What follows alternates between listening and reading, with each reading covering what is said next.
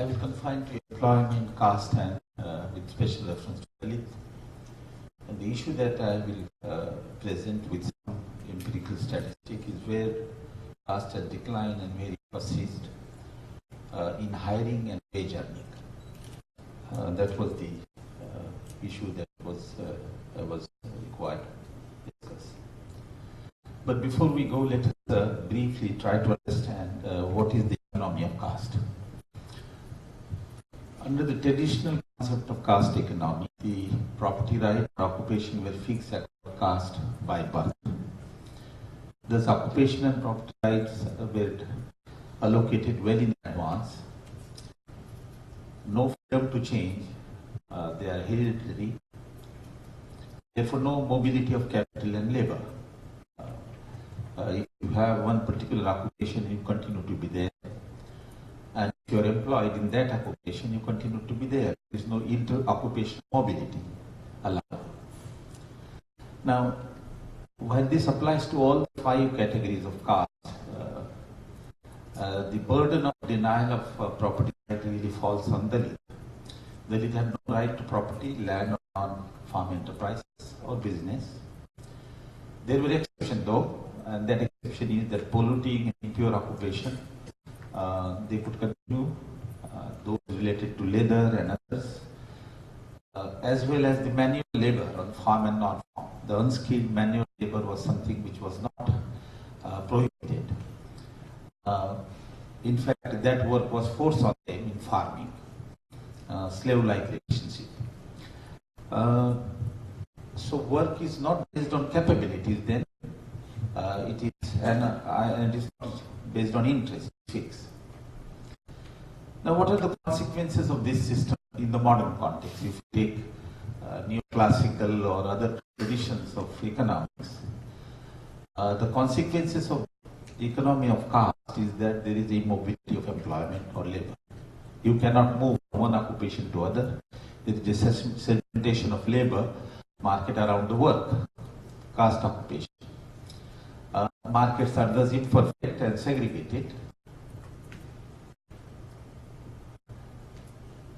The second thing is that as they are not based on the individual merit and capabilities. If we interpret the economics of caste in its right spirit. And since they are not based on merit and capability, not selected by the choice of individual, therefore there is a lack of incentive as work is forced by birth and not by desire. So these are some of the outcomes of the economics of caste. Now, what are the consequences for Dalit? Theoretically, we are talking about. Since they did not have right to property, particularly agriculture and ownership of private enterprise, except the polluting occupation and impure occupation, they depend heavily on casual and wage labor, both in farm and non-farm. Overwhelmingly, their proportion is very, very high, and that wage labor then take the shape of a slave labor, attached labor, bonded labor, and caste restriction against doing a lot of attachment. The earnings are very low. The subsistence wage, if you look at the traditional prescription about the wages, the untouchables are supposed to have a minimum wage whereby they can survive, or they can survive from the gift and the support from the high-class landowner. So there is an element of bondage, slave-like control. Although it's a different matter that there was a slavery in Hinduism. There were 13 categories of slave classified, and the slavery was also hierarchical. But the untouchables were considered to be slave of everybody, every caste. Now, untouchabilities make it worse. The whole thing is made worse by untouchability because untouchables are supposed to be impure, polluting caste, therefore physically segregated and socially segregated. No property right. As a result, they totally depend on the high caste, and therefore their relations with the high caste families became slave-like relations. Now, this is the theoretical implication of economic caste if we take it in its classical form. Let me come to the present situation. What is carry forward and what is remnants of the system? System has changed. The system has changed in the sense that even after arrival of the British, the concept of private property was introduced, education was open to everybody, everybody has the right to capital in business, and of course the independent India, everybody has equal economic and other rights. While that is given by law, the practice continued to be governed by customary rules and regulation, by values, norms, and ideology. So it is this carry forward, spillover and remnant to which I will now refer with respect to employment. Let's come to the employment pattern. The untouchable were not allowed to own the land and private enterprises, non-polluting private enterprises. Therefore, they depend heavily on casual wage laborer. Has that situation changed substantially? Yes, indeed, there is some change. Now, look at this. This gives you in rural area 17%. You take the total household or worker in rural area in India. This is for 2010. Out of the total household, 17% of them own land. They are farmers. Another 14% have private enterprises of small private enterprises. So put together, around 30% of the rural household now have access to land and the business which was denied to them earlier. In urban area, about 26% of them have businesses and private enterprises. But nevertheless, despite this positive improvement, their overwhelming dependence on wage labor is still very clear. 59% of the household in rural area and 54% in urban area are still wage laborer, unskilled manual wage laborer, which they used to do. The only improvement that you can see is because of reservation here. That in urban area, 39% of them are regular salaried and 25% of casual labor. Now, if you look at the regular salary proportion of others, which I have given here, it is fairly close to the scheduled caste. So the reservation has helped them to get a share in the regular salaried job. I would like to say that it has been pointed out earlier, for 2011, which is the recent employment survey, of total employed in the country, about 20% is public government and 80% is private. And the proportion of the public employment from the scheduled caste is reasonably well because of reservation. Reservation has certainly benefited. Now, compared to the scheduled caste, Dalit, you now look at the others. Now, others exclude scheduled tribe and OBC. This is only a high caste, although it, yes, it is high caste. The wage laborer portion in rural area is only 33% as against 59% for scheduled caste. And in urban area, it is only 13% against 25% for Dalit. So you can see there is some positive change in terms of having an access to the asset in terms of land and private enterprises, and yet 60% of the scheduled caste in rural area and almost 54% of them in urban area depend on the casual labor or regular salaried labor. Now that is the change, that is and the continuity. Now, how market became free and mobile as far as the employment is concerned. Now, changes occurred, as I said, but caste restriction continued to persist in modified form. Discrimination in urban area, in hiring is observed. There are, I can only give you 2-3 studies. Banerjee, as early as 1983, in his PhD thesis for Delhi, examined the discrimination. Maheshwaran is the one who is consistently working on this. He wrote an early paper, and now very recently, even with 2010 or 2007 data, he published a paper. That paper is included in our book, Blog by Caste, the Economic Description Model India. So let me share with you what are their findings. Now, discrimination in hiring. Differences in wage earning, yes. They have studied, Madheshwaran has particularly studied the discrimination in wage earning, and he found out that part of the differences is, of course, endowment, because you don't have skill, you don't have education, but part of it is because of discrimination. And Madheshwaran estimates that 21% is explained by discrimination and another 34% by job discrimination. So very high proportion, about I think 45% of difference in the wages between the high caste and low caste is explained by discrimination. Another study brings out the difference to the tune of 15%. Now, my own study, a Newman, Newman study, which was the first study where we used this correspondence method, and we sent 5,000 applications in response to the advertisement in the newspaper, and there were 4 pairs: the untouchable Muslim and the high caste Hindu, and the high caste Hindu less educated and Dalit high educated. That was the pair. What we get is that the Dalit had a 65% less probability of getting an interview call compared to the high caste, and Muslim had 35% less probability to get an interview call, because their caste and religion could be identified on the basis of family name. But what is important is that the probability of getting an interview call for a less educated Brahmin graduate was higher compared to the postgraduate Dalit.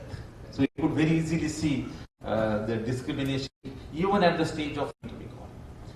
Another evidence of segregation is very important. I think Shini and others have worked on this data, but I discovered a very interesting table which government by mistake collect the information.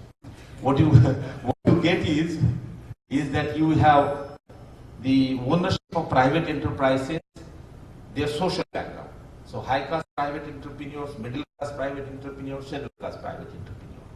And for each of them, you have the social belonging of the employees. Scheduled class employees, scheduled class employees, OBC employees, high caste employees.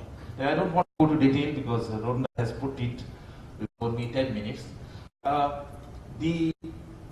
The interesting information is that this is only in medium, small and micro enterprise, which found about 60% of the total enterprises. The high caste enterprise employ 57% of their own caste employees. Dalit account only 13% in rural area. In urban area, the high caste employers employ 67% of the employees which are from their own caste. And only 9% of the employees are Dalit.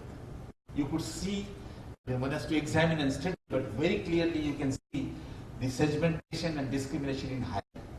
The opposite is true. In scheduled caste, scheduled tribe enterprises, there is a relatively high proportion of high caste employees. So there is ample evidence to show that the caste, the employment market in India is determined by the caste concentration. Discrimination in rural market, I will like to go very quickly. That the 70% of Dalits live in rural areas, so a proportion of workers are in rural economy. There are 3 studies, and I would not like to go. These are all done by my institute, Indian Institute of Dalit Studies. I just wanted to say very briefly that the average annual employment in number of days for Dalit is lower compared to the others. However, there are no restrictions on the hard manual labor. They tend to get low wages, and there is overwork. But what is important, and a very important thing that has come out, is that while you are hired here, where there is work is hard, but selectively there is discrimination. Vegetable cultivation, fruit cultivation, untouchables are not allowed because of the concept of purity and impurity. They are polluting caste. Similarly, in a non-farm sector, generally in the season when there is a low employment, the preference is for the people of your own caste. There are work inside the house, cooking, house construction. Untouchables are not employed. It is inauspicious to construct the wall of the house in Orissa and Kerala through the work of the untouchable. Serving food in hotels, cleaning utensils. They are only in cleaning or utensil or cleaning, but not in serving food or in grocery shop as a seller. Now there are Certainly, a lot of evidence of wage discrimination. I would not like to go into detail, but only one thing I would like to mention: the supply of labor. We have studied the farmer, that the high caste laborer consider themselves below their dignity to work on the field of the low caste farmer. So they face the problem of laborer, the farmer. What are the consequences? Very quickly, is of course the consequences is low employment and it leads to the high employment rate. I give you the very recent figure. This is very standard national sample survey on employment. At an all India level, this is rural urban combined. The unemployment rate for Dalits is 7.4, for others is 5, all India average 5.7. If you take graduate and above, which constitute bulk of the labor force, 13% unemployment for Dalits, 7% for non-Dalit, and 9% for the all India average. So the discrimination and differential things at a macro level is reflected in unemployment. They are also reflected in income. This is per capita income. The substitute variable is monthly per capita expenditure, and you can very easily say, I did not point out the differences. You have to go down in caste hierarchy from scheduled caste, scheduled tribe to scheduled caste, OBC and others. You can see that the monthly per capita income goes down, increases. Same is the story for urban. Now this reflects in poverty, of course, quite clearly. Here is the poverty figure for 2012. These are the recent, most recent figure. You can very easily see, if you take rural poverty, tribal followed by Dalit, followed by OBC, and it is 15% for others, while all India average 25%. Same story for urban area, same story at the aggregate level. Now, so just to summarize then, you can very easily see that although the caste restrictions for the Dalit in ownership of private property and employment has eased out a little, they have got some access to the permanent asset in terms of agricultural land, private enterprises and business, and yet the proportionally, relatively, as has been very rightly pointed out by Colonel, that in relative term, the proportion of those who own the asset is much less compared to the high caste, and as a result, a very high proportion of them depend on the unskilled manual labor, and that resulted into a high unemployment rate, partly because of discrimination, partly because of lack of endowment. We have given some evidence of the discrimination in employment and hiring, and this lead to lower, which we have seen in terms of the monthly per capita expenditure and high poverty. So exclusion-led poverty or exclusion-induced poverty is something which is experienced by the Dalit and the area which has not been sufficiently explored. We know nature of discrimination, we know income, but the linkages between the two, the channel which exclusion affects employment and income and poverty is an area which is to be discovered. But nevertheless, about a month ago, I was invited in the World Bank. World Bank, after 50 to 60 years, recognized to one important point, and that is that for several countries in the world, they discovered that the rate of decline in the poverty of excluded communities and indigenous group was less than their counterpart, poor counterpart, for non-excluded and non-indigenous. Number one. And number two, that there is a gap that persists in the poverty of excluded and indigenous and non-excluded and non-indigenous. And World Bank had no clue whatsoever. And they recognized that. So they did a study for 2 years and brought out a report, what is called Inclusion Matter. And they wanted to release that report, and I was invited by the World Bank from India and Oxfam, USA, from USA and from Philippines. So it's for the first time the World Bank recognized that the situation of the discriminated group and poor is different from the non-discriminated with respect to the fact that they face additional constraints associated with their identity. Their access to resources, access to education, access to employment, access to services get reduced because of discrimination associated with their identity, which is not the case for the other poor. And therefore they lag behind. The rate of improvement is less, disparity persists, and therefore the social exclusion and discrimination in the economic sphere is something which needs to be addressed through the affirmative action policy in various spheres. That's a good news that the World Bank, which is heavily dominated by neoclassical thinking, has recognized the role of non-economic factors. Thank you very much.